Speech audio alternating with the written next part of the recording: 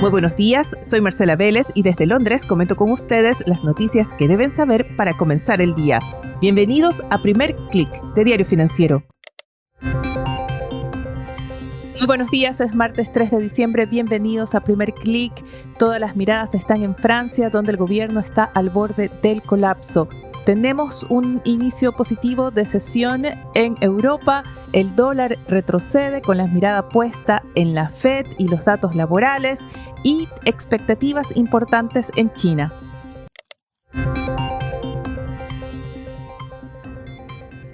Bienvenidos, la atención del mercado se divide entre Francia y Estados Unidos. Tenemos al gobierno francés prácticamente en cuenta regresiva. El gabinete del primer ministro Michel Barnier enfrenta 2 mociones de censura presentadas ayer, tanto por la izquierda como por la derecha más radicales. Estas se votarán el miércoles. Y en Estados Unidos tenemos declaraciones de banqueros centrales, conferencias agendadas y, muy importante, el inicio de una serie de datos laborales que van a ir ganando en importancia hasta llegar el miércoles al reporte de la tasa de desempleo y creación de empleo no agrícola. Antes de hablar con más detenimientos de estos temas, revisemos qué está pasando en los diferentes índices. En Asia tuvimos una sesión bastante positiva. El índice regional avanzó 1,3%, gran impulso de parte del Nikkei, que subió casi 2%. Vimos alzas de más de 1% también en las acciones chinas. La sesión en Asia estuvo marcada por el avance de las acciones tecnológicas, siguiendo lo que fue ayer el cierre de Wall Street. Ayer tuvimos nuevamente al S&P 500 y al Nasdaq cerrando en niveles récord, gracias a renovadas alzas en las tecnológicas, en este grupo de las 7 magníficas.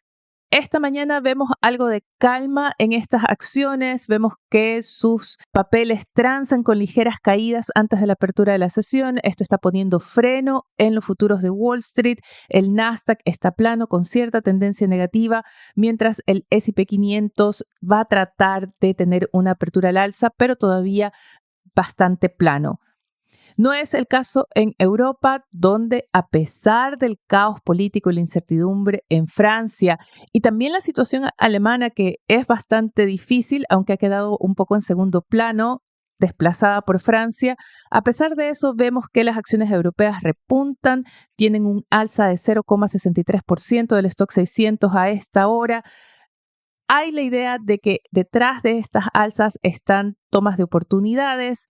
Después de todo, son estos periodos en que empresas con buenos fundamentos se ven castigadas por la incertidumbre que afecta a un mercado en particular, pueden tener precios atractivos de entrada y se atribuye el repunte que vemos hoy a ese fenómeno precisamente.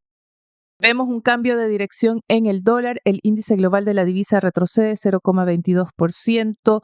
Este debilitamiento puede estar alimentado por las expectativas de que la Reserva Federal va a continuar con los recortes de tasas de interés. Ayer escuchamos a Christopher Waller, gobernador y vicepresidente de la Fed, decir que él favorece un recorte de 25 puntos base en la reunión de este mes.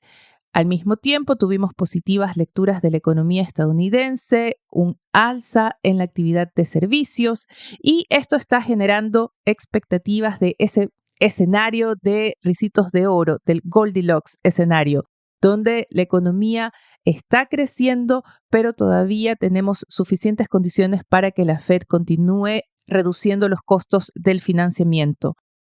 Tras las declaraciones de Waller, la probabilidad de que la Fed avance con el recorte de tasas en su reunión del 18 de diciembre saltó de un 60% a casi 73%.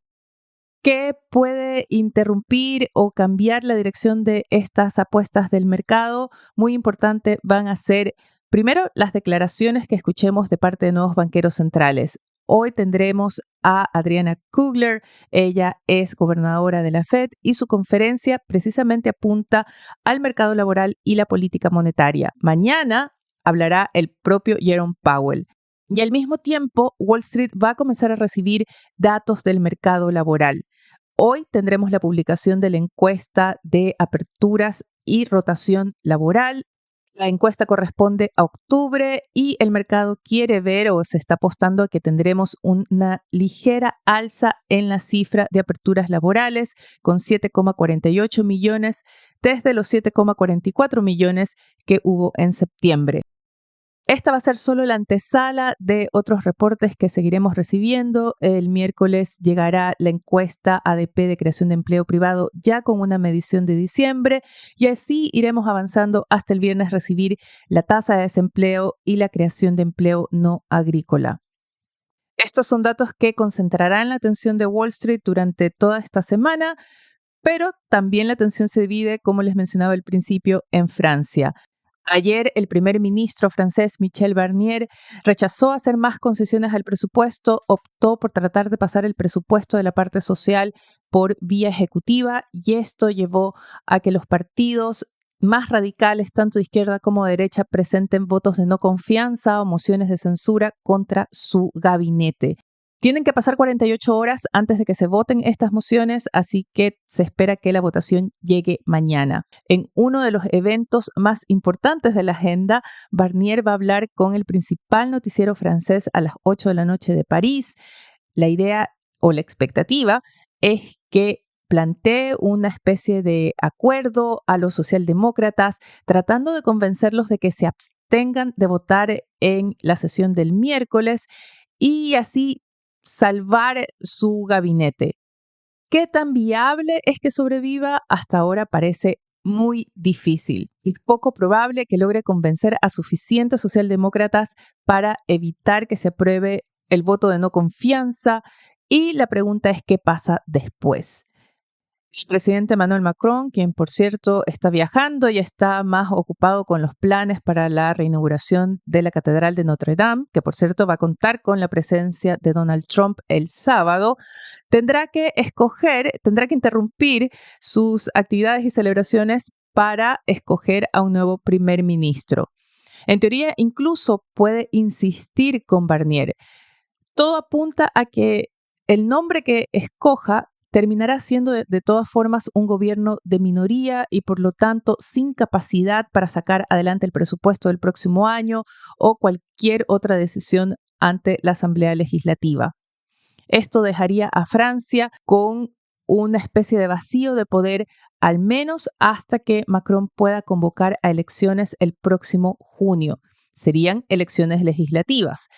Pero por las declaraciones que están llegando ya tanto desde la izquierda como de la derecha, los editoriales que están publicando los principales medios franceses, el escenario está apuntando a que los partidos van a tratar de crear tal situación de ingobernabilidad que obligue a Macron a renunciar y convocar no elecciones legislativas, sino presidenciales 2 años antes de lo previsto.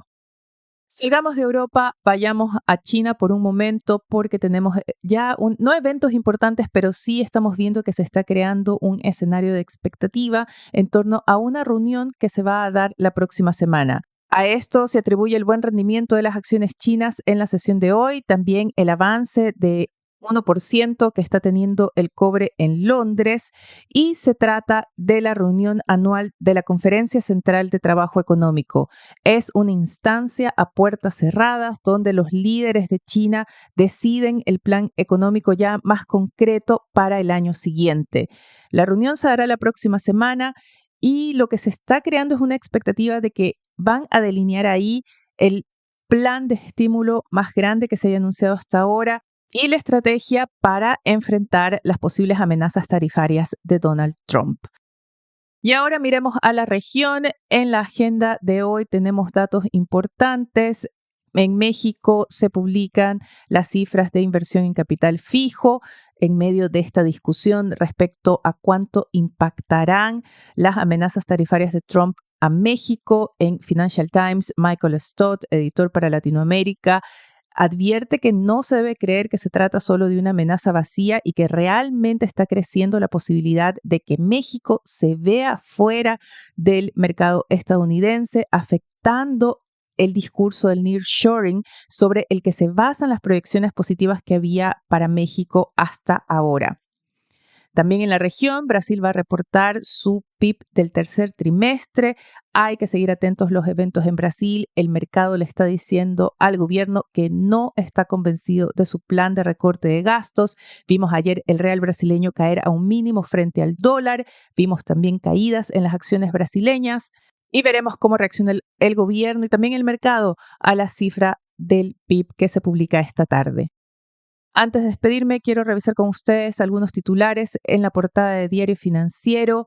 Se reporta que tras el IMASEC de octubre, la economía se presta a crecer entre 2,2 y 2,4% este año, pero muy importante se destaca que hay un reto de acelerar el paso para el próximo año. También en la portada se destaca que Hacienda ratificó ante los empresarios una baja de la tasa corporativa a solo 25%, pero se retoma el plan para alza de impuestos a personas de altos ingresos. En una entrevista, también en la portada, Rodrigo de María de Bank of America advierte que el próximo año va a ser entretenido para las fusiones y adquisiciones. Asegura que no habían visto hasta ahora un pipeline de operaciones como el que tienen hasta ahora. Eso es todo por ahora. Los invito a que sean actualizados de las noticias del día y más visitando nuestro sitio web de f.cl y de fsud.com con las noticias de negocios de Latinoamérica. No dejen de darnos su comentario, su calificación en cualquiera sea la plataforma que estén escuchando este podcast. Eso nos ayudará a crecer. Gracias desde ya. Les deseo que tengan un buen día. Nosotros nos reencontramos mañana.